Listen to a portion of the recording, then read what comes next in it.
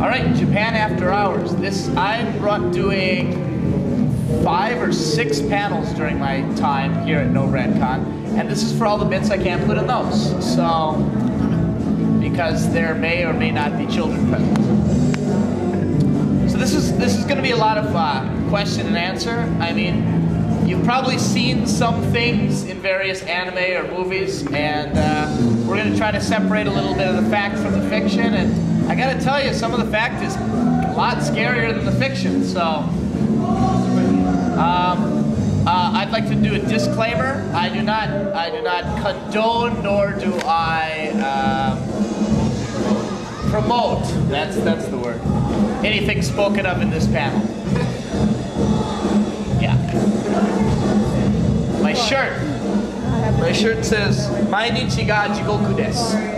It says every day is hell.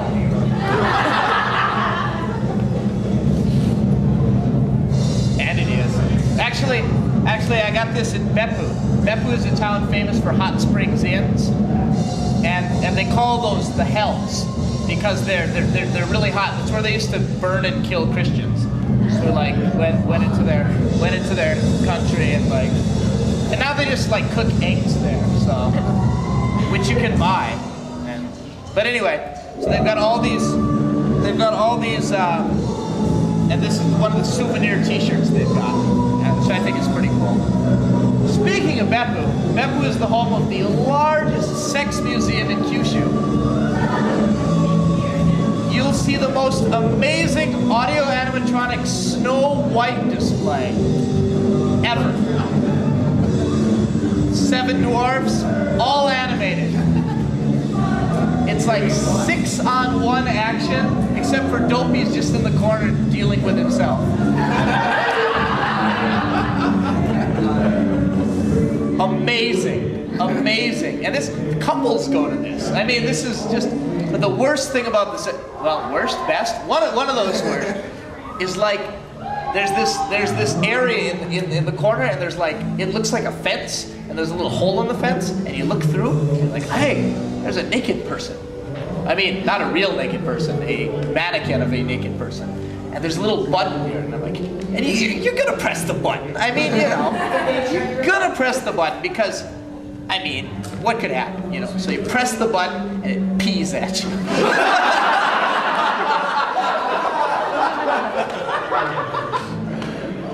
Awesome. Just awesome. Like, actually, if you're on it. Yeah, because where you're looking. And it's like, ah! And you're like, I deserve that. You know what I mean? You know, it's like, I mean, you can't go, God damn it, give me my money back. I expected, no, what did you really expect? You push the button, you deserve what you get. The thing is, what's weird about pornography in Japan is it's censored still, to this day. Yeah? I see a hand. Who is raising their hand? Oh, okay. No problem then. But what's weird about pornography in Japan is it's still censored to this day. And that's kind of our fault. We came in a long time ago and went, you know, pornography is really bad. You shouldn't have that. And they went, all right. And so they didn't have that. I mean, they censor the genitals, you know, all that's blurred, mosaic, you know, 8-bit pixel art, you know, it's like, is that, what is that? Is that, that's Mario. Okay. But that's our fault. That's our fault. Americans came in and they went, you shouldn't have pornography. And then a couple of years later we went, yeah, pornography's fine, but Japan's like, just tell us when to stop. And they haven't. But that's one of the reasons why Japanese pornography is so weird. It's because they can't show what you want to see, so they gotta add all these other things. It's like, hey, what would happen if I put eels in my butt? You know? Because they can show the butt. They can show the asshole. But they can't. Why is that not bad? But anyway, I digress. Although this whole talk is going to be a digression. By the way, is there anybody under 18 here? All right, good. Okay. You'll like this next part. So, underage prostitution. Underage prostitution. It's a pro. What? How much? It's not as much as you'd think. Because there's no pimps involved. They've got a word for it. It's called enjukosan. It means compensated dating.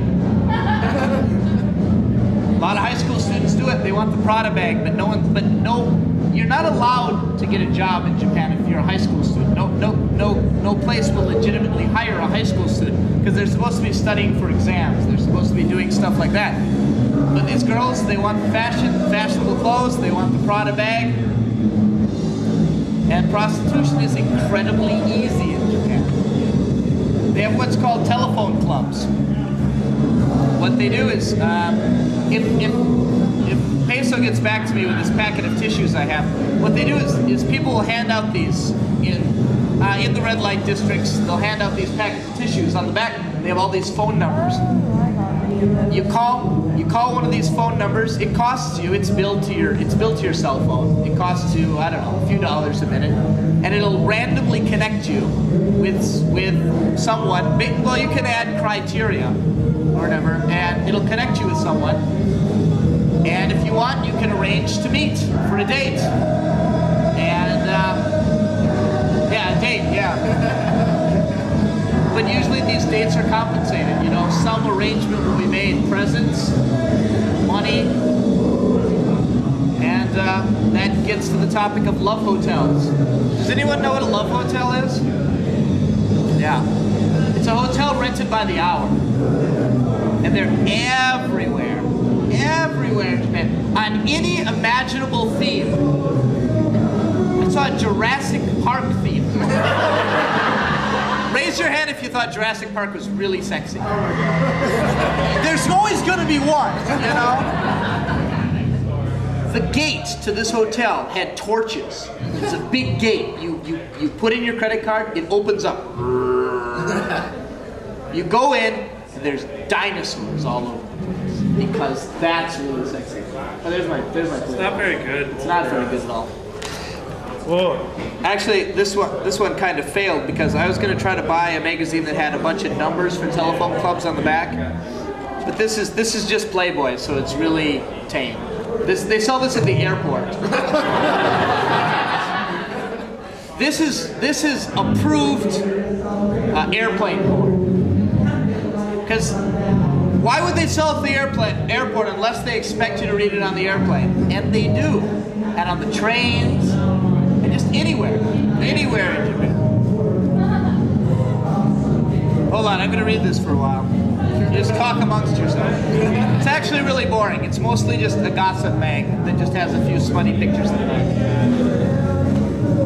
No, I'm not going to pass it around. All right. You couldn't find the tissue? I couldn't find the tissue. I can't hear you back there, so I'm sitting Oh, sorry. Just tell Happy Wednesday to stop playing. Or to the middle.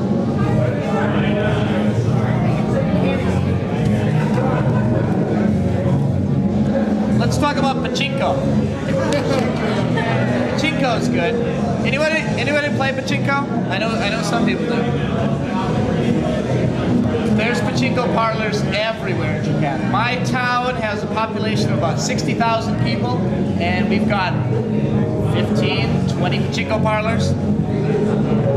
Gambling in Japan is technically illegal. You are not supposed to be able to win money from playing games. So what you do is you win. It depends how scrupulous the pachinko place is. Some of them will just give you money, but most of them will give you some kind of token.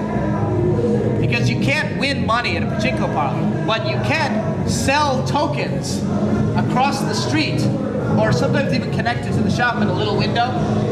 You cash in your token, you get money. That's how they get around that rule. Because the pachinko parlor itself can't pay you anything. But this is perfectly acceptable.